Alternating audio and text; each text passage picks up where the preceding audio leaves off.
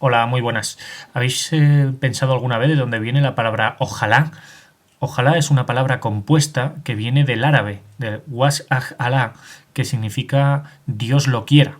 Es por tanto un voto a Alá, un voto al Dios de los musulmanes. Cada vez que decís ojalá, estáis llevando a cabo una herencia que tenemos de nuestro pasado musulmán y que invoca a Alá, Alá el Grande, al Dios que se supone que es el mismo que los cristianos, pero que a lo mejor no te estás dando cuenta que lo estás invocando. Pues sí, ojalá es un voto a Alá, al Dios de los musulmanes, y ha quedado conservado hasta nuestros días, hasta el siglo XX en la península ibérica.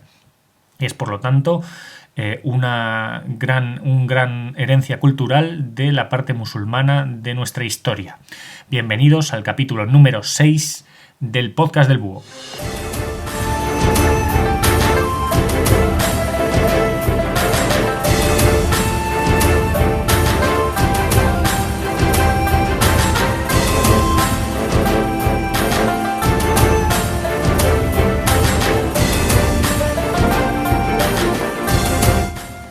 Volamos miles de kilómetros y cientos de años en el tiempo para visitar el Japón medieval, el Japón de los señores feudales, de los samuráis, de los asesinos oscuros, los ninjas, y de las espadas, de esos instrumentos, esas katanas que utilizan para matar y para imponerse al oponente. Entre estas espadas hubo una serie de espadas forjadas por un clan, el clan Muramasa, que se decía que estaban malditas, que todo aquel que empuñaba una de esas espadas era invadido por una sed de sangre inusitada. Vamos a hablar por qué estas espadas fueron consideradas malditas a lo largo de la historia de Japón y han quedado en la posteridad como el símbolo de unas espadas endemoniadas.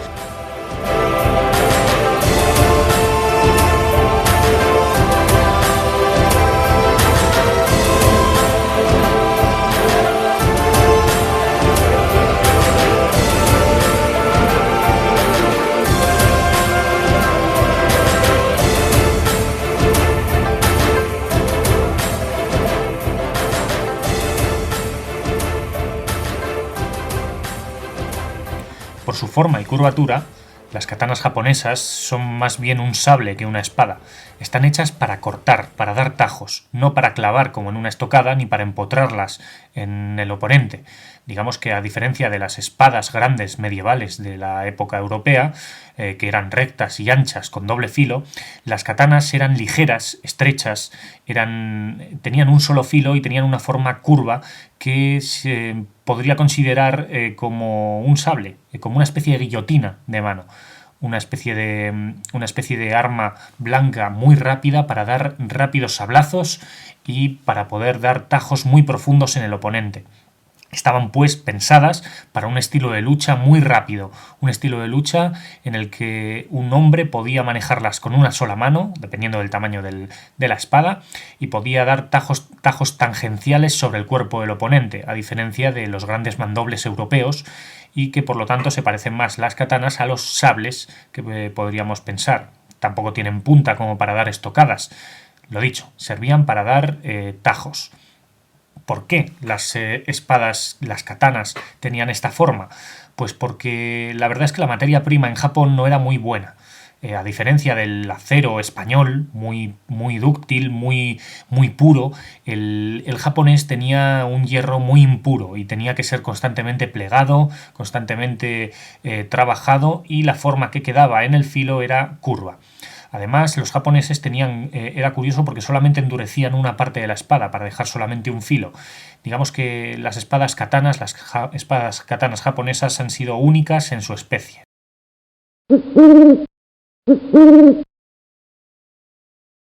Ante la dificultad que existía para obtener espadas de buena calidad, la verdad es que cuando un forjador de espadas se conseguía hacerse con una técnica de purificación de un metal tan malo, lo conseguía hacer con éxito, se hacía muy famoso. Es lógico, porque la materia prima en Japón la verdad es que no destaca por su calidad. No tienen ninguna materia prima y nunca han tenido en toda su historia ninguna materia prima de calidad de ningún tipo. Y la verdad es que eso es lo que ha hecho que los japoneses sean tan buenos manufactureros de diferentes aspectos o diferentes productos, entre ellos las espadas. Las espadas en la Edad Media, en Europa, en Japón y en todas partes del mundo, eran muy importantes porque eran el medio de vida de los guerreros y con ellas se ganaban las batallas. No había grandes armas de destrucción masiva como ahora, y un buen forjador de espadas tenía, digamos, la fama asegurada. Tal es el caso de Ozaki Masamune, que vivió en el siglo XIII o XII, no queda muy claro, de nuestra era, y que forjó unas espadas que estaban hechas con un filo curvo y con un solo lado de filo, como ya he dicho antes, y que ayudaron enormemente a Japón para repeler las invasiones mongolas de la época. Hay que decir que Masamune ha quedado en la posteridad japonesa como un buen herrero, como un representante del bien. Todo lo contrario podemos decir de su discípulo Shinji Muramasa, o Muramasa Shinji, si seguimos la tradición japonesa de poner primero el apellido. Pues Shinji Muramasa ha quedado en la posteridad como un forjador de espadas malditas. Se supone que todo aquel que poseyese una espada Muramasa, al desenfundarla, al desenvainarla, tenía que llenarla de sangre, tenía que darle de beber sangre, si no, esa espada podía, maldecir a su portador con una muerte horrible, con un dardo envenenado o hiriéndolo o hiriendo al propio portador. Por lo tanto, tenemos una dicotomía, una doble realidad de espadas benignas, las de Ozaki Masamune, y de las de su discípulo, que eran malignas, Shinji Muramasa. ¿Por qué existe esta leyenda en Japón? Pues es lo que voy a intentar explicaros ahora.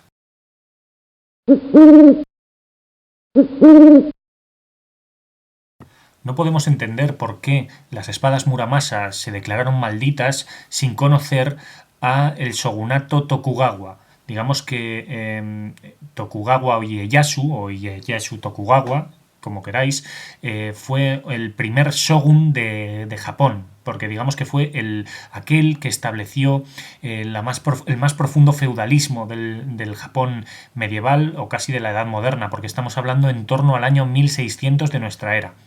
En aquella época, para que os hagáis una idea, en el Imperio Español no se ponía el sol, digamos. Fue aquella época en la que España dominaba el mundo y tenemos la realidad de que en Japón tenemos un feudalismo muy, muy fuerte, provocado por este primer shogun, Ieyasu Tokugawa, que fue, digamos, el primer o el gran unificador de Japón. Hasta entonces Japón había sufrido muchísimas guerras civiles. No ha sido un país muy estable hasta la llegada de este Tokugawa, y digamos que era una constante guerra para conseguir que unos señores impusieran a otros. Fueron muchos intentos los de unificar Japón, y al final lo consiguió Ieyasu Tokugawa de la mano de otros grandes generales como Issa Nobunaga o otros famosos generales japoneses. La verdad es que, ¿por qué os cuento todo esto? Porque Ieyasu Tokugawa tuvo una muy mala relación con las espadas Muramasa.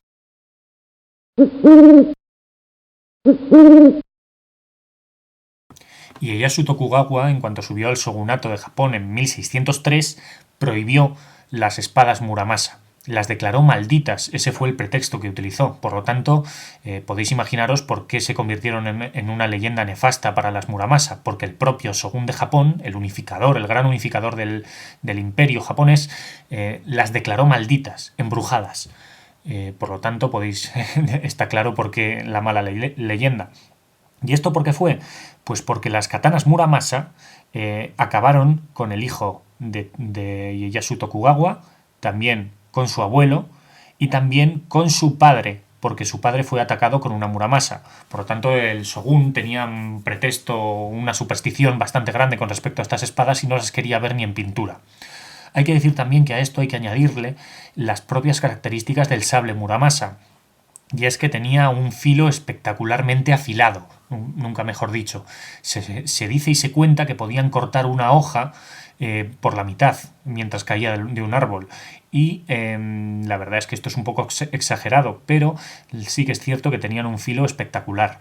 Además, la curvatura de las Muramasa era muy pronunciado, bastante pronunciado. Y esta curvatura tan pronunciada, ayudaba a la espada a decapitar a la gente. Hay un ritual llamado Kaishaku que servía para ejecutar a alguien que se acababa de suicidar con el seppuku. El seppuku es la manera correcta de llamar al famoso harakiri, la manera de clavarse un puñal para acabar con su vida. Pues cuando una persona honorablemente, según la creencia japonesa, se hacía este seppuku, acto seguido el enemigo que lo había incitado a suicidarse le decapitaba con el kaishaku. Y las espadas Muramasa eran muy indicadas para realizar esta acción de decapitación, debido a su sable, al sable tan curvado que ayudaba a dar un tajo muy limpio y a su filo tan pronunciado. Es por esto que tenemos a las espadas Muramasa como unas espadas malditas, porque tuvieron, por un lado, fueron repudiadas por el shogun Tokugawa, y por otro lado, por sus características de corte limpio y fácil que facilitaba la decapitación.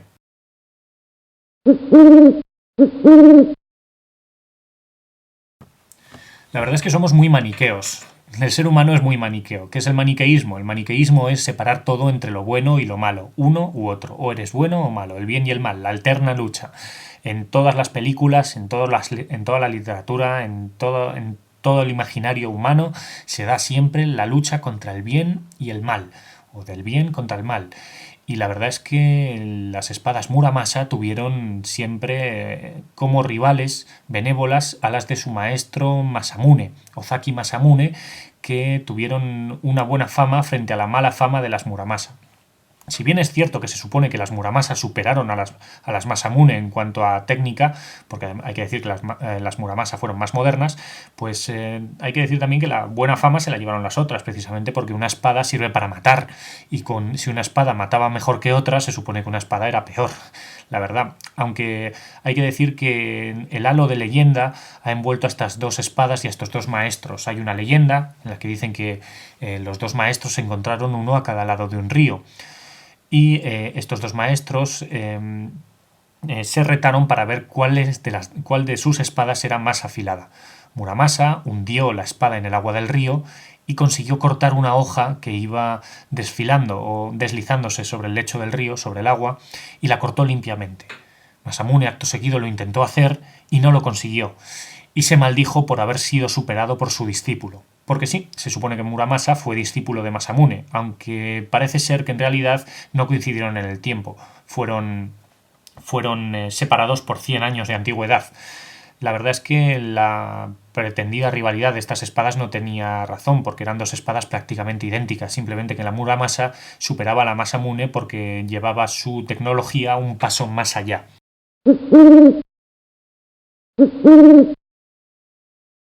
Pero lo cierto es que esta leyenda no es la única que se recuerda o se conserva en el imaginario japonés sobre la rivalidad entre estas espadas, y sobre todo sobre la maldición que se cierne sobre las espadas Muramasa. Porque el mundo actual, el gran choque de culturas vivido por Japón, ha hecho y ha parido una serie de nuevos estilos artísticos que también se han hecho eco de esta rivalidad y de estas leyendas. Los videojuegos, el manga y el anime, toda la literatura japonesa del siglo XX ha tenido algún tipo de eco en toda esta rivalidad de las espadas, de las katanas Muramasa. El tema, por ejemplo, podemos ver que Miyamoto Musashi, el que se supone que es el mejor o más legendario samurái de Japón, se dice en la literatura del siglo XX que portaba una Masamune, dado es que la benevolencia de Musashi tenía que ser portador de una Masamune, no de una Muramasa. Por ejemplo, vemos también más actualmente en el mundo de los videojuegos, en los videojuegos de Final Fantasy, por ejemplo, en todas aparece una Masamune como la espada más poderosa del juego. Y la Muramasa suele estar relegada a un tipo de maldición, o suele ser portada por algún tipo de enemigo maligno, etc. Digamos que todo este tipo de las leyendas japonesas han pervivido, la mitología japonesa ha pervivido hasta la actualidad. y podemos verla reflejada en muchísimas series de manga o en muchísimos videojuegos. Es por lo tanto la consecuencia del gran choque de culturas vivido por Japón, que ha visto cómo una gran invasión de técnicas, tecnologías y expresiones artísticas foráneas han invadido un país que estuvo cerrado a cal y canto, sobre todo desde la época de Tokugawa, del anteriormente mencionado shogun del siglo XVI-XVII, y que a partir después de la era Tokugawa llegó la era Meiji a mediados del siglo XIX, y que supuso una gran apertura de Japón hacia el mundo occidental, sobre todo también después de la derrota de Japón en la Segunda Guerra Mundial. Sabemos que se abrió de par en par al mercado americano, y digamos que Estados Unidos ha tenido una gran influencia en Japón, pero aún así Japón ha sabido mantener estas leyendas, esta tradición de la veneración a la espada, a la katana, como un símbolo nacional japonés. Tendríamos que tomar a los japoneses como ejemplo de un mantenimiento de tradiciones, aunque si bien es cierto, Japón pronto prohibió las espadas a mediados del siglo XIX, y todo aquel samurái que era visto con una espada era detenido de inmediato. De todas formas, sí que hay que decir que el imaginario japonés ha seguido dando historias en torno a la rivalidad de estas espadas, y sobre todo a la impresionante leyenda de las espadas malditas de Shinji Muramasa.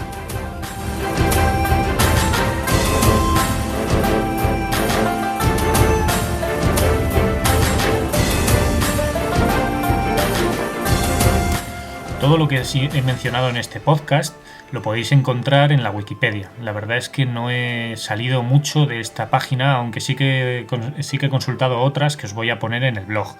Sabed que también la idea de hacer este podcast, este capítulo sobre Muramasa, me vino a partir de un videojuego que existe para la Wii, la Nintendo Wii, en la cual se llama Oboru Muramasa de Demon Blade, que es un juego precioso que os recomiendo que veáis. Bueno, nada más.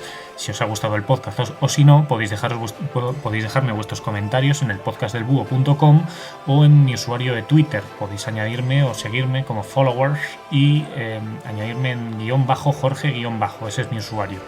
Nada más. Cualquier ruego, duda, amenaza de muerte, ya sabéis que me la podéis remitir sin problemas. Espero que os haya gustado. Hasta la próxima.